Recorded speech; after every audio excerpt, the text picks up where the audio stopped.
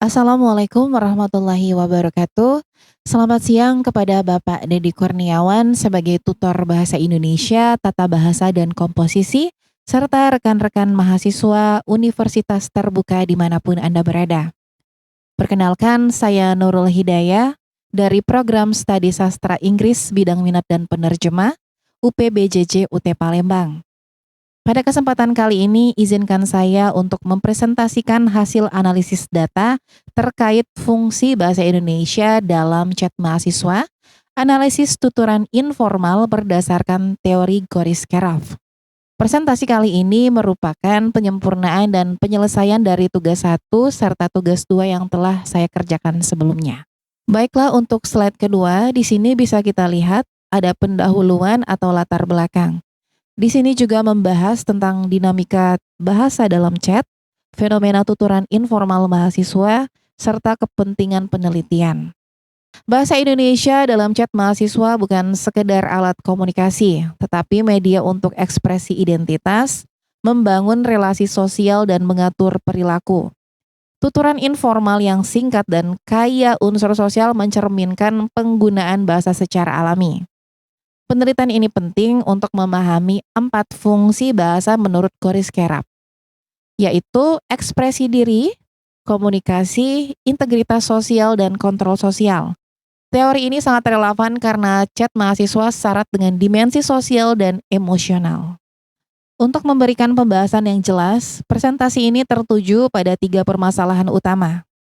Pada slide ini saya akan sedikit menjelaskan permasalahan penelitian yang dirumuskan berdasarkan kerangka 4 fungsi bahasa menurut Goris-Keraf. Namun, berfokus pada 3 analisis.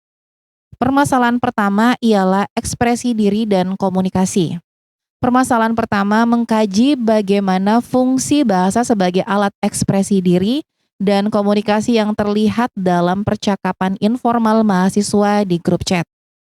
Perhatiannya pada bagaimana mahasiswa mengekspresikan perasaan dan identitas mereka.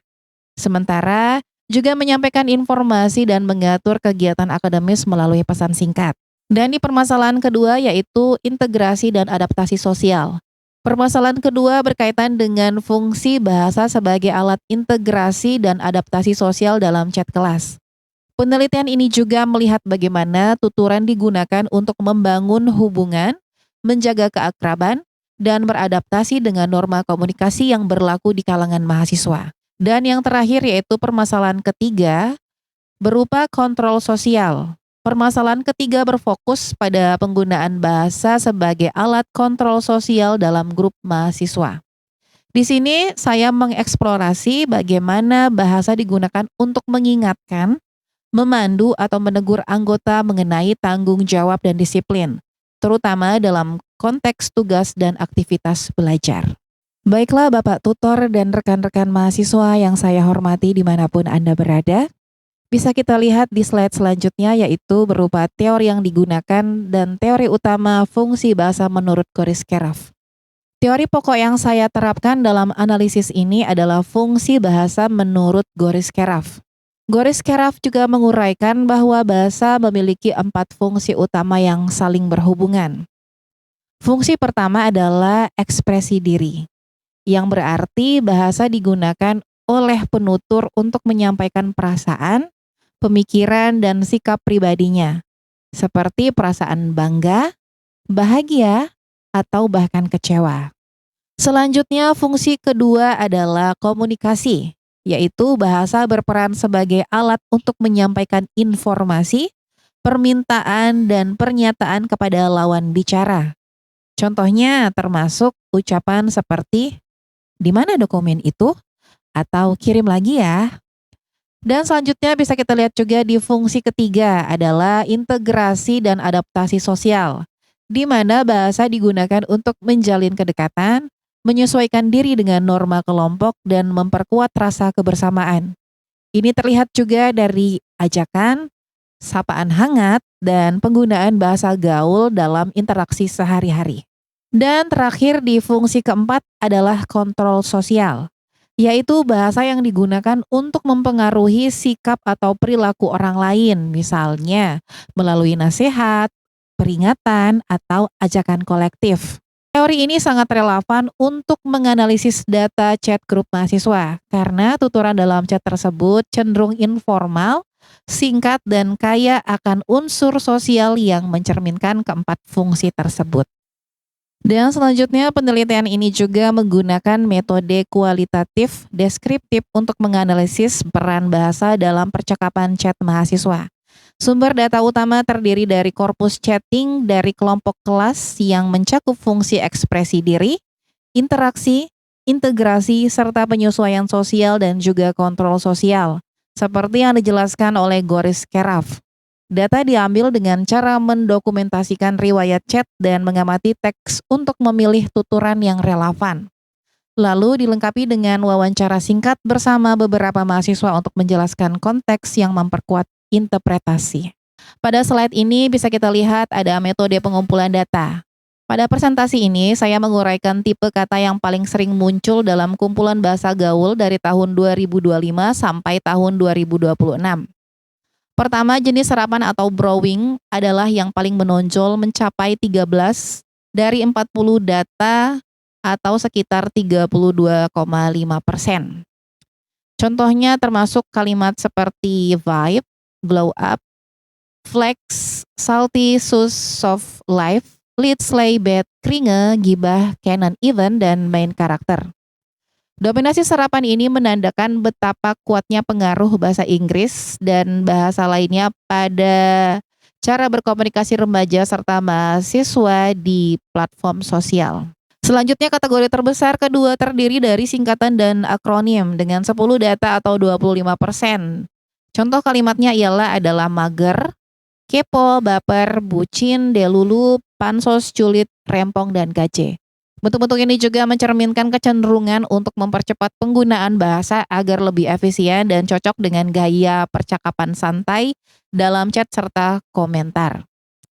Selanjutnya pada ketiga ada variasi, perubahan makna, dan clipping. Varian seperti kalimat anjay, gokil, alay, receh, santuy, dan sabab menampakkan kreativitas suara dan ciri khas generasi muda. Dan perubahan makna terlihat pada istilah demen, soft life, glow up, sintar, dan canon even yang merupakan bisa meluas dari bentuk aslinya. Sementara clipping seperti gaje adalah bentuk pemendekan kata yang tepat, mudah dikenali, dan cukup fleksibel dalam makna. Baiklah, untuk yang terakhir terdapat bentuk campuran atau mix seperti sintar dan main karakter. Bentuk ini mencerminkan juga adaptasi yang lebih rumit dengan menggabungkan elemen serapan bersama pola morfologi atau fungsi baru dalam bahasa gaul.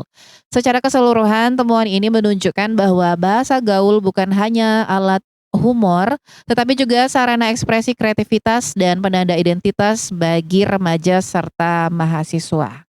Untuk di slide selanjutnya, kita bisa lihat juga ada hasil dan pembahasan, serta faktor yang mempengaruhi remaja menggunakan bahasa gaul. Berdasarkan analisis wawancara terhadap 7 responden, saya menemukan 2 faktor utama yang mempengaruhi remaja menggunakan bahasa gaul. Yang pertama ada faktor eksternal. Dari media sosial, hampir semua responden menyatakan sering terpapar istilah baru dari algoritma FYP TikTok, Instagram Reels, dan X Twitter.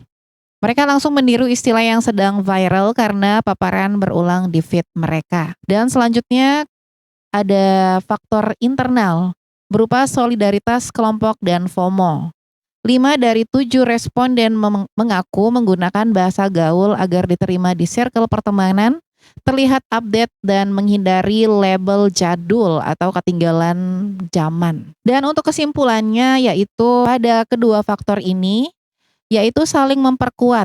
Media sosial menyediakan istilah viral, sementara kebutuhan psikologis untuk diterima dalam kelompok mendorong remaja mengadopsi istilah tersebut dalam percakapan sehari-hari. Baiklah Bapak tutor dan rekan-rekan mahasiswa, di sini juga saya lampirkan untuk tabel coding data wawancara dan bisa kita lihat di slide 13. Baiklah, untuk slide selanjutnya masih tentang hasil dan pembahasan, yaitu bahasa sebagai alat kontrol sosial dalam grup chat mahasiswa. Pada slide ini Kita membahas bagaimana bahasa berfungsi sebagai kontrol sosial dalam grup chat mahasiswa. Bahasa gaul dalam chat digunakan untuk mempengaruhi sikap dan perilaku anggota grup melalui 3 bentuk utama. Di sini bisa kita lihat yang pertama adalah nasihat dan pengingat. Fungsi ini untuk mengingatkan tanggung jawab akademik namun disampaikan secara akrab dengan gaya bahasa gaul. Untuk yang kedua adalah peringatan. Ini juga berfungsi menegakkan norma kelompok dan menjaga privasi bersama. Dan ketiga yaitu adalah ajakan kolektif. Tujuannya juga memperkuat anggota kelompok dan memastikan keterlibatan semua anggota. Yang menarik dari komunikasi ini yaitu mengenai kontrol sosial dalam percakapan selalu menggunakan gaya yang casual, ringkas dalam bahasa sehari-hari.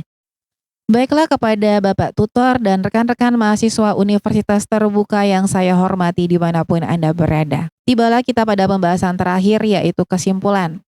Pada penelitian ini menunjukkan bahwa bahasa Indonesia dalam chat mahasiswa memang merealisasikan keempat fungsi menurut Goris Keraf, yaitu berupa ekspresi diri, komunikasi, integrasi, adaptasi sosial, serta kontrol sosial. Bentuk kata yang paling dominan adalah serapan dari bahasa Inggris, yaitu 32,5%, diikuti oleh singkatan dan akronim sebesar 25%. Hal ini menunjukkan kuatnya pengaruh media sosial dan kebutuhan efisiensi komunikasi digital. Selanjutnya, faktor pendorong utamanya adalah paparan algoritma media sosial seperti TikTok, Instagram, dan X, serta kebutuhan internal akan solidaritas kelompok dan ketakutan tertinggal tren atau FOMO. Penggunaan bahasa gaul ini terbatas pada situasi informal dan media sosial, sehingga tidak menggantikan bahasa formal dalam konteks akademik resmi. Dan yang terakhir yaitu teori Goris Keraf juga terbukti sangat relevan untuk menganalisis tuturan informal mahasiswa karena mampu mengungkap dimensi sosial, emosional, dan fungsional dari percakapan chat sehari-hari. Baiklah kepada Bapak Tutor dan rekan-rekan mahasiswa Universitas Terbuka yang saya hormati dimanapun Anda berada, berikut saya lampirkan daftar referensi yang telah saya gunakan sebagai dasar teori dalam menyusun materi presentasi ini. Sekian presentasi dari saya, semoga bisa diterima dan dipahami oleh rekan-rekan mahasiswa semuanya. Mohon maaf jika banyak kesalahan dalam bertutur kata dan banyak kekurangan dalam materi yang saya sampaikan. Terima kasih atas perhatian Bapak Tutor dan rekan-rekan mahasiswa Universitas Terbuka dimanapun Anda berada yang saya hormati. Saya akhiri, billahi taufiq wal hidayah. Wassalamualaikum warahmatullahi wabarakatuh.